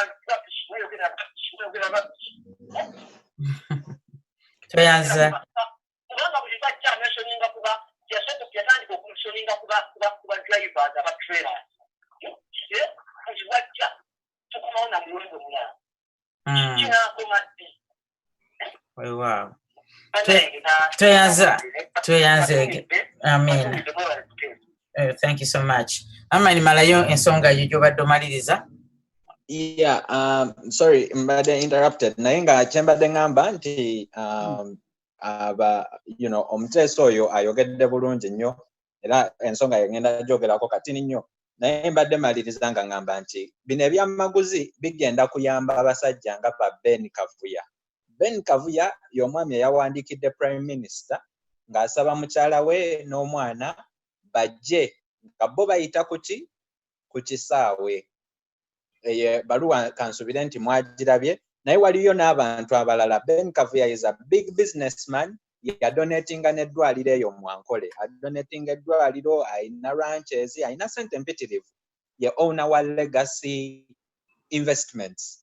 We don't care what he has. Naye bulamu bw'abannayuganda bwabukwatiriddewa baba bo baze bagenze mu quarantine tebannajja naye baluwa yaliikinze nga tekinnabaawo. So bino ebintu simanyi ku lwaki tebinnatunyiiza kimala naye nze mpulira nga binnumya omutwe kuba njagala njogere businesses zono omwami ye Legacy Investments era buli woolaba Legacy Investments manya nti ye Ben Kavuya omusajja eyali ayagala okuleeta ennyonyi nga bannayuganda babayimiriza. Omukulu Sam Kuteesa addukanya enhance ku kisaawe yayimiriza abannayuganda e China kubanga ye Minister wa Foreign Affairs yayimiriza abannayuganda e China okukomawo ku April 14 n'agamba airport tugigaddewo naye abaana kati kyekyo kigamba abaana n'ebyana we kijjiramu nti abaana bagenda babakolera ntegeka kuyita ku kisaawe kye baggala kati ffe ebyana tetulina kyakulya tuli munda tosobola nakufuluma mu nnyumba naye oli ajja ku kisaawe kubanga famire yo n'omwana baagala kuva mu America. Bannange bannayuganda kitemunyiigako mulinze ki? Omukyala akubye essimu ayogedde ku kintu kya truck drivers okuyingira. Nze ndi musawo wano mu busawo mulimu ekintu kye bayita evidence based practice nti bw'olaba nti obulamu bw'ensi bukyuka depending on evidence nti bw'olaba nga buli wo, you know, buli wotambula nga tolina mask oba buli muntu bw'omuwa eddagala eryo limuyamba, you adopt that medicine. Walaba nti buli muntu bw'omuwa eddagala omutwe gumuluma, eyo giyita side effect, efuuka side effect ya ddagala eryo, kyebayita evidence based. Kati evidence based practice, if it was implemented in Uganda, kanzireyo kemabega. For instance, CDC ku bulwadde bwa corona ya describing for 3 classic symptoms of coronavirus: fever, cough, and shortness of breath. Naye because of evidence-based practice, ne bongerako symptoms endala 5. Ne bongerako loss of sense of smell and taste, ne bongerako diarrhea, ne bongerako n'endala 3. So that is kyebayita evidence-based practice. Waba odiringa n'ekintu ky'otamanyi olina okukola ki oku-adjustinga depending on the result. Adjustinga baleka abantu bayingire mu ggwanga ng'ate abalala bali mu mayumba. Anti kyenzijako kye ngamba nti bw'oba olaba nti buli truck driver, nti ba truck drivers be basinga okutestinga positive mu Uganda. Lwaki toyimiriza truck drivers? Lwaki toyimiriza truck drivers for the time being? It is very good that they are testing them and quarantining them. Naye nsaba, ate okimanyi nti bwe baba testinga babaleka ne bagenda. Museveni agamba we shall track them. Ogana mu tracking ayingidde mbu you test kubanga results zirwawo okufuluma, you test n'ogenda ne bakunoonya oluvannyuma nga results zifuluma. That is the government omuvubuka Nganze Eddie International gy'awagira. Biswaziza ddala.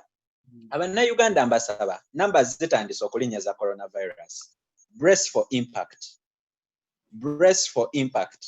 Kubanga tubadde kaweweeva atuwona ate ki, naye bannange mwenyweza obulwadde buno bwa ddala ate butta. Saagala batise naye mbabuulira mazima. Brace for impact, mubeere beetegefu, ennamba zikyali. Njagala Martin ompa ensonga. Tukyali ku COVID kubanga tulabira ddala nga byeraliikiriza. Bannayuganda bafiira mu mayumba, bannayuganda abakazi bafa nga bazaala, naye basobola okuleeta abantu ngaabo nti kubanga mwana w'akavuya yayingire ku kisaawe ate ekyaggalibwawo. Ensonga endala, bannayuganda babonaabonera China, they are on streets, bakaabye n'abaana beegayiridde. Tubadde tulaba nti Honorable Kyagulanyi abadde ayina bye yakolagana nabo ng'asobola okuyamba bannayuganda, oba gavumenti yaffe nga tesobola okubajja China gye basosolebwa, gye bayisibwa ng'ensolo, ne basobola okudda ewaka.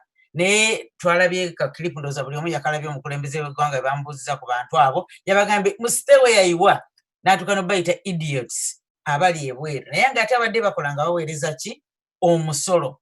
Naye olwaleero bano abava mu Amerika ne babadde n'emirembe bo balina okuyitawo, be basinga okubeera bali abali ku street nga bafiira e China. Eno COVID gavumenti ya Uganda yeefunamu oba yesalawo nti bannayuganda kambanyigirize paka kwasembayo. Martin njagala ogere ku nsonga eyo nga akubalindako mukwano. Martin amala okumaliriza genda maaso.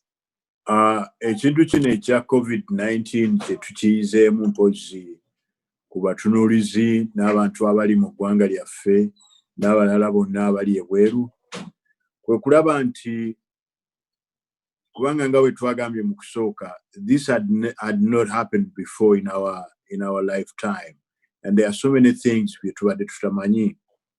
Naye a new issue has arisen, era tugenda kukyogerako nnyo nga COVID awedde oba ne kaakati mu biseera bino ffe kati abatandise okukola cyber conferences. That issue is the issue of human rights abuse during COVID-19. Kubanga ekintu ekyo twabadde tetunnakiraba okutuusa COVID bwe yatuuse mu Africa. Then we saw a new concept. The concept we have seen is of gross human rights abuse by the leaders in African countries.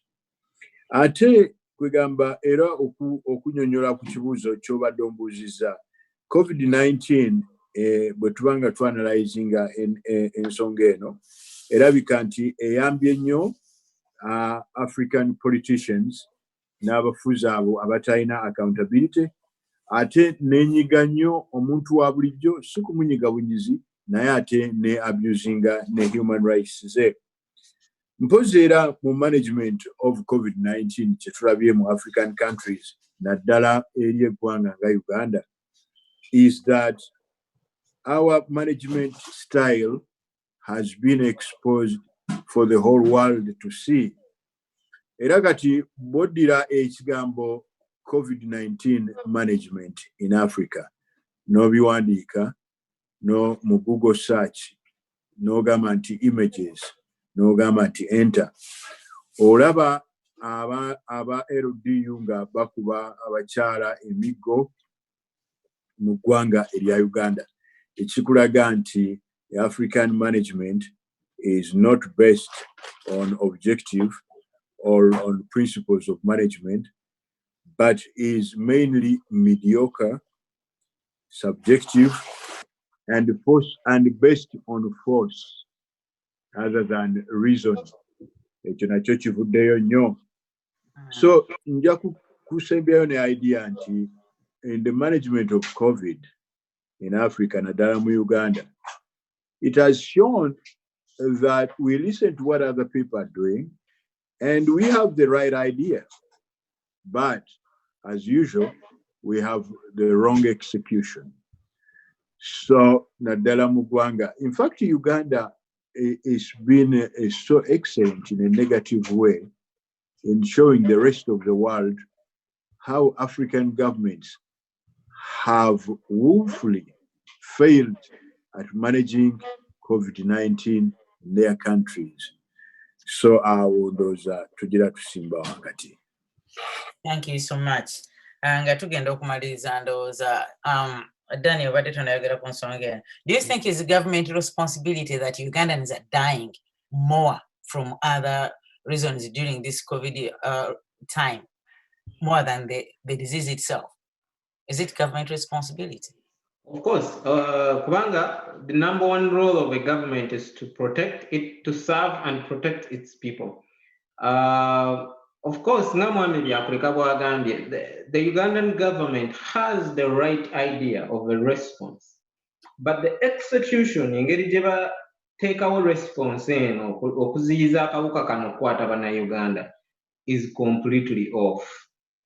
Because the issue, whether you have to choose between violating people's rights and protecting them, is the issue naddala ne wano mu America, because abantu atefe wano abantu bawulira nti okuba keepingira mu mayumba it is a violation of their rights.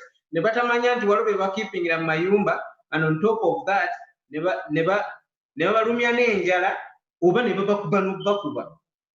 I've had reports and right now about LDU bagenda ne bamenya n'amayumba g'abantu ne bajjayo abantu ne babasiba simply to sniff money out of these people.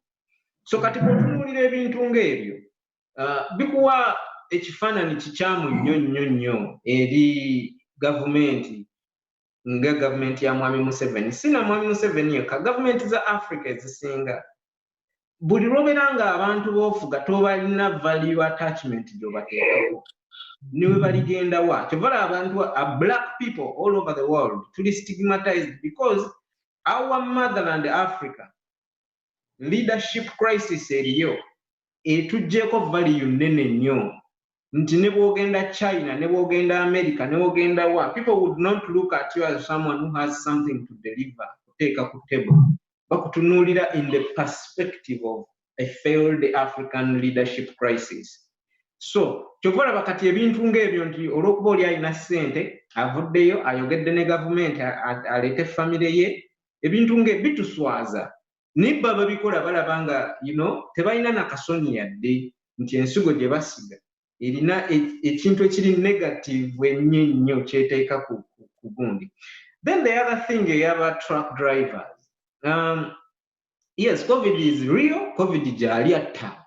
Ate COVID tetwagala abeere nga aleta impact nene nnyo kubanga mu Uganda kuba tulina health system enfu tesobola containinga kirwadde kino. So prevention is better for Uganda than okufuna abalwadde tugezeeko bajjanja because system yaffe tesobola kumanaginga. So kyobalaba idea gye balina ntuufu nti okupreventi nga kisingako abantu okulwala tubajjanjabe kuba health system yaffe tejja kusobola. Naye ate just like any other country in America, choosing between the economy and the health of the people has been ekintu ekibobya buli mukulembeze yenna mu nsi yonna. Naye nga kintu kiri simple. You don't have to even have a choice nti oba kati neetaaga kusavinga abantu oba neetaaga kusavinga economy because byombi abantu be bakola economy byombi tosobola be separating. But waliwo consistency nti singa osigala okyalina abantu you can still build an economy. Which take it. So protecting abantu is better because you can still build the economy if you have a working class. Abantu abakozi.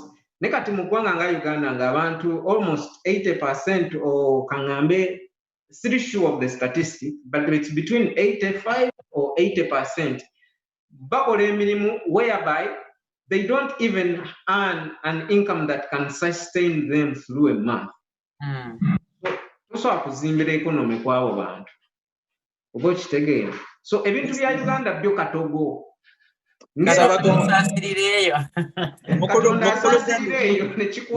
Tumalirize program yaffe ey'olwaleero nga njagala kumaliza n'omukulu Magandazi nga ompa wrap up ku nsonga ya COVID kuba ensonga eno ebobya buli muntu omutwe. Tutukolere ki bannayuganda okubeerawo bali mu bulumi tebafuna mmere balwala bafa gavumenti ebagalidde munda naye ng'ate essente ensetu ewadde Uganda sente nyingi omwala ba European Union yawa sente World Health Organization network billions of money ne IMF yatuwadde naye sente zino mu kirwadde nga kino how much has been put for improving health sector nti abantu bano senge kirwadde kiyika kale kingi nnyo tukozimbya amalwaliro tulongoseza health centers tukoze ekintu kyonna okusobola okujjanjaba abantu bano naye nga tulaba nti ezisinga obungi zigenda ne classified mu State House endala zizino ba MP babagambe bawaddeko millions 8 ate balina okubongera kubanga they had to give them 100 million buli omu. Kakati olowooza what do we do mu kuba omulanga tukole tutya because we kijja nti kati bannayuganda twakafuna abantu emitwalo 2 kitegeeza Uganda yonna population agenda kuggwawo because of the health sector. So wrap up in 2 minutes to my program. Nyabo kwegamba ekigambo kya COVID kyo sina ngeti yinza kyogera kukakasa bubi bwakyo kibi nnyo naye ekisingira ddala okuluma kwe kuba nti kivudde mu nsi omuli ababbi omubbi asinga obubbi ku lukalu lwa Africa.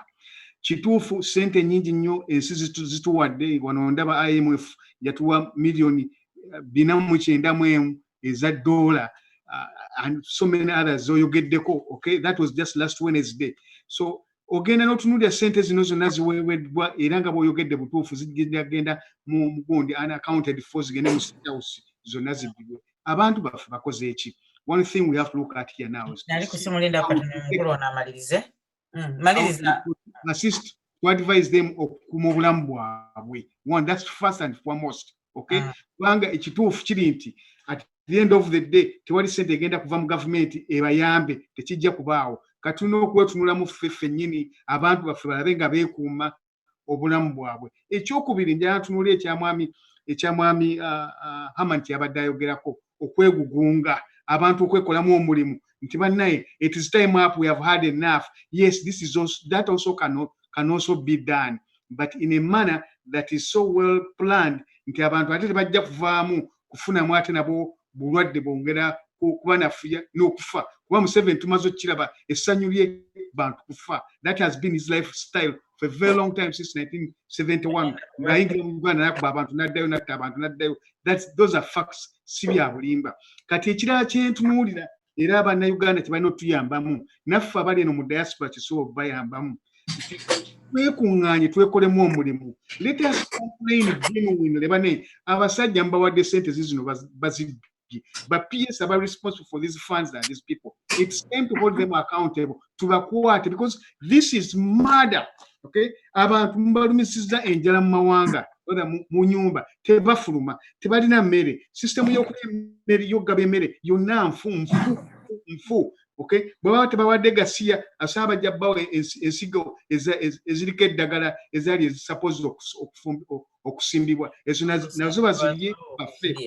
It is their situation that now requires us to take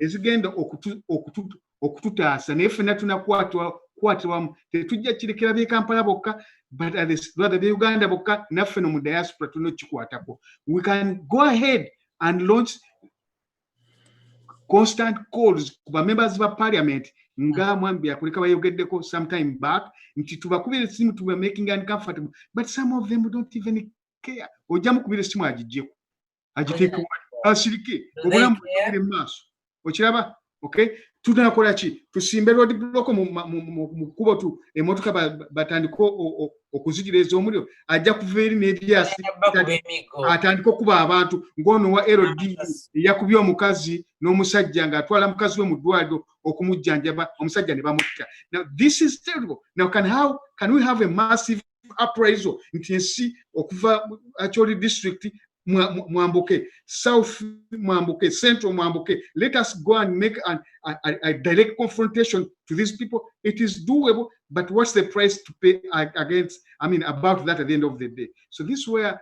I have to conclude by saying the best we can do now, as Dan put it, okay, some of these conditions are actually helping us to expose the bad side of this man, to undress him before the public and see on him. Sente zizino tuzirina kunjimbe tuzirina bulwamu bana Uganda batuyambe so that to hold these PSs accountable. Sente zino zavuddeyo zakoze eki bana Uganda bali ku ground, they have constant communication with all of us. We make data and say, look here, nothing has been done. We hold these people accountable. This is another way of tightening the noose around their neck to secure until we shall choke them. They will not have anywhere to steal any more money. At the end of the day, it will be easier to break these people up completely. Situation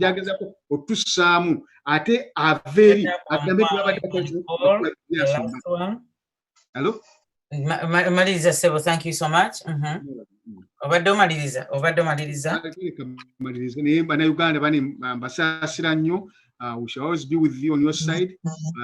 Kino onolutalo lwaffe ffenna nanyini mufu yakwata awunya mukwate side ye naffe tukwate side eno. We shall move forward and get the man out. Thank you. Thank you so much, Mulabi for AITV. Unless somebody has something pressing in 15 seconds. Yeah, I just wanted to add something small.